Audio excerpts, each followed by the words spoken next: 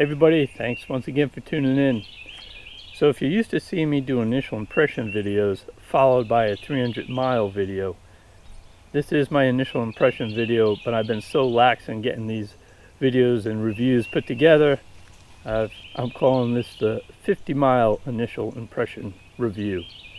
And the truth is, I think I have 70 after today's run. But in any case, off we go. Today we're going to take a look at the Saucony Endorphin Speed 4. Now, the Endorphin Speed 3 was the favorite shoe I've worn yet. Had a couple things about it, a couple issues that I didn't like, but overall my favorite shoe to date. So I don't normally do successive versions of a shoe. I like to just switch it up, but I couldn't resist going after the Saucony Endorphin Speed 4. But as usual, let's just go over the basics. It's a neutral support shoe made for road and track running. Has medium cushioning, 8mm drop, just like the Endorphin Speed 3. This is a size 12, will weigh 9.63 ounces, that's 273 grams. That's actually 2/3 of an ounce, 0.66, or 22 grams heavier than the Endorphin Speed 3 was. Thought the fit was true to size. I dropped the sustainability by just a bit because there wasn't anything from Saucony about any new redesigns or any material, anything more that they've done towards the sustainability of a shoe, and the cost $170. There are 3 different shoes in the Endorphin series. This here, the Endorphin Speed, they had the Endorphin Pro and then the Endorphin Elite. The other 2 are made, though the Elite's made for a race day shoe. The Pro is really for more advanced high tempo work, and the Endorphin Speed is your everyday high mileage trainer. And those are always the shoes that I review, not particularly fast anymore. Not that I actually was never fast to begin with, but relatively speaking, I'm much slower than I used to be, and so I'm not, the speed shoes I leave for other folks, but my goal is to tell you how many miles you can expect to get out of this shoe, how well it's going to hold up for 300 miles. But I do think it's interesting to take a look at this chart, and it tells you what the difference is in these 3 types of shoes, what makes a shoe elite versus more of a daily trainer. Both the Pro and the Elite have a carbon plate, while this one has a nylon plate. This is the heavier of the shoes because it's just got more material, so it's going to resist wear and tear more. It's going to give you more miles. It's going to last longer than the other 2. And again, just designed to be a bit more comfortable for longer daily runs. As for the changes in this version 4 from the version 3, I felt like they listened to my review of the version 3 because there were really 2 things that I disliked about it, and the first was the grip. It just was not good on wet roads, and they've redesigned it. This grip, as you can see, and they've fixed that problem. I've taken it on after a really wet, rainy day, and it was terrific.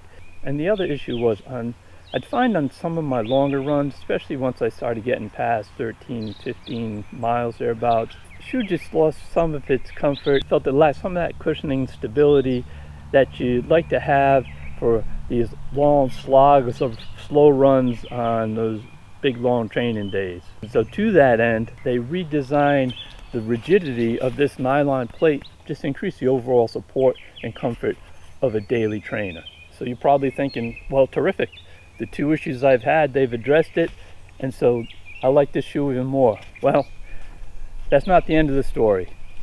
Let's talk about the fit. For the version 3, as soon as I slid my foot into it, I absolutely loved it. This one, I could certainly tell is just slightly more rigid, which is what it's supposed to be with that new design. Specifically, Saucony says this was designed to provide better vertical reinforcement while maintaining forefoot flexibility. So I preferred version 3, at least initially. It'll be interesting to see how we feel after 300 miles. One of the other changes was they redesigned this upper into a zonal mesh design. The changes that they've done, particularly with this tongue, I like quite a bit. It's, this mesh, obviously, you can see how it opens up and it breathes. And one of the other things, I always have issues with the tongue slipping, but they've padded this very top, so once you cinch it up, it really helps keep it right in place. And it's also a gusseted tongue. The way they've just integrated the whole design, I just love everything about it. And these changes that they made in the top, I'm a big fan of.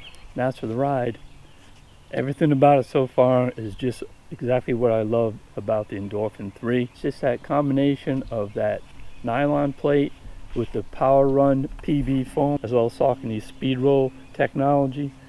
The combination of those three, it just works so well for me. Every single run I've done so far in this has been faster than what I was expecting to do in my pace. It just gives me that little bit of jump in the step, and I love it. So the Saucony Endorphin Speed 4, is it going to continue to be my favorite shoe? You'll have to check back in when I make it to 300 miles, which is your cue to go ahead and subscribe to the channel if you haven't done so already. Again, we do these initial impression reviews, then 300-mile reviews, but more importantly, Racing Nation. We're doing a race in every state. Our most recent one was Arizona. We did the Lost Dutchman Marathon.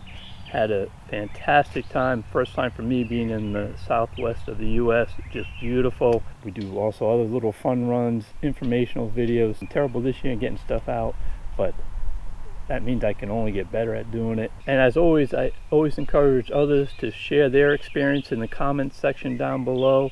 It's just helpful for folks to hear what I have to say and hear what other folks' experiences with the shoe. Thanks for watching, and remember our motto here at Racing Nation: exercise, explore, enjoy. So get out there and race a nation.